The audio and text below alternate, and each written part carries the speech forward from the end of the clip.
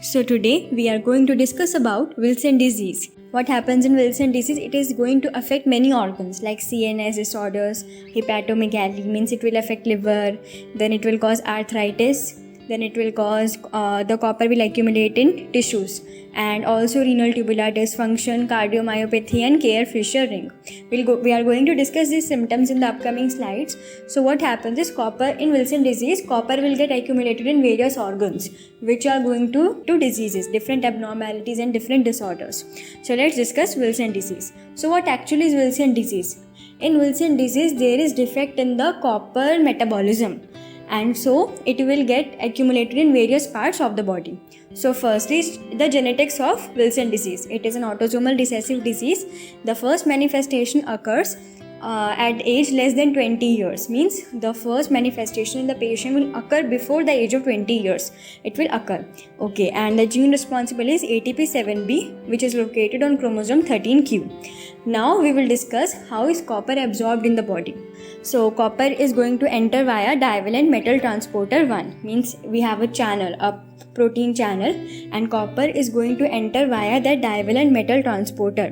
When it goes inside the cell, it binds to intestinal epithelial cells and then it binds to metallothionein. Okay, and then when it enters into the serum, it is going to bind with apoceruloplasmin, which is again a protein molecule, to form holoceruloplasmin. Means first it will enter into the cells, intestinal epithelial cells, via protein channel divalent metal transporter, and then it will bind to metallothionein, and then what happens is in the serum it will bind to apoceruloplasmin to form holoceruloplasmin. Okay, so in this way it will be circulated in the serum, in the blood, and then copper is excreted in bile. 90% of copper will be excreted in bile.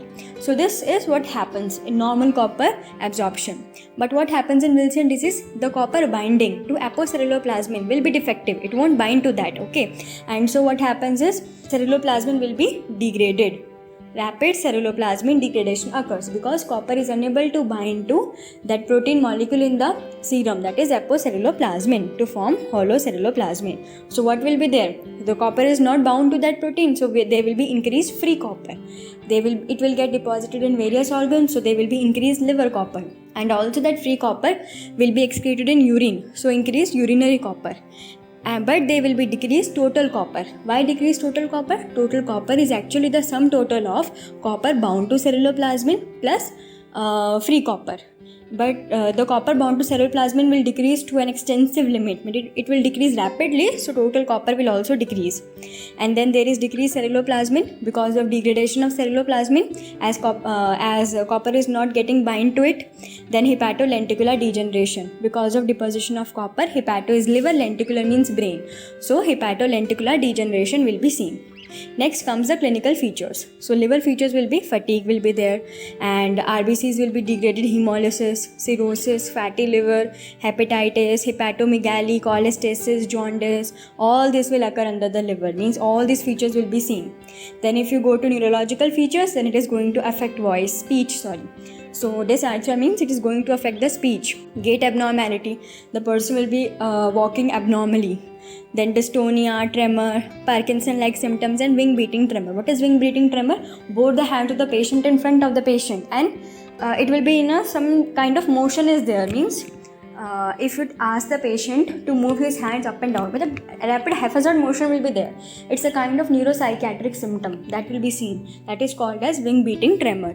So both liver and neurological features will be there, and also it is going to affect other organs, joints, endocrine system, CVS, cardiomyopathy will be seen, arthritis will be seen, and it will also cause renal tubular dysfunctions, and other organs will also be affected apart from these two organs. Okay, now in next slide you can see Kayr-Fisher ring. What is this actually? Copper will be deposited in the cornea, so that is, it will lead to formation of Kayr-Fisher ring.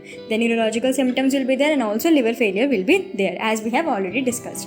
Now we will discuss in detail what is Kayr-Fisher ring. It is actually copper deposition in the superior and inferior pole of the Descemet's membrane. Copper will be deposited there.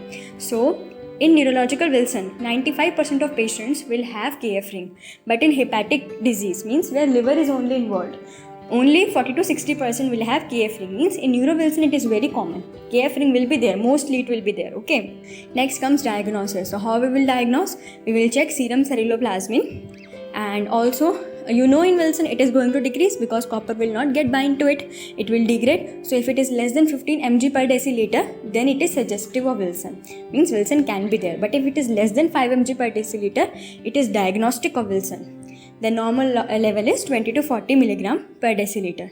Then you can also assess the total serum copper. You will see the total copper will decrease. Means the ceruloplasmin bound plus non-ceruloplasmin bound, the total will decrease.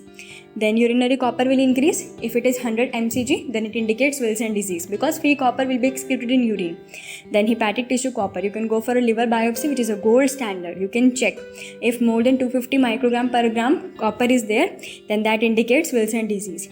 Then what are the histopathological findings? The histopathological findings will be, if you observe under the microscope the liver biopsy, you will see fatty changes will be there in the liver, periportal hepatocytes will be affected, and you will also observe cirrhosis, macronodular cirrhosis. Big nodules will be formed in the liver, okay. Now how are you going to manage it? So copper is there, so you have to remove copper, so you have to give a chelating agent which will bind to copper and remove it from the body. That is D-penicillamine. You have to give 500 mg thrice daily, plus it will lead to depletion of vitamin B6. Pyridoxine will be depleted in the body, so you have to give in addition pyridoxine.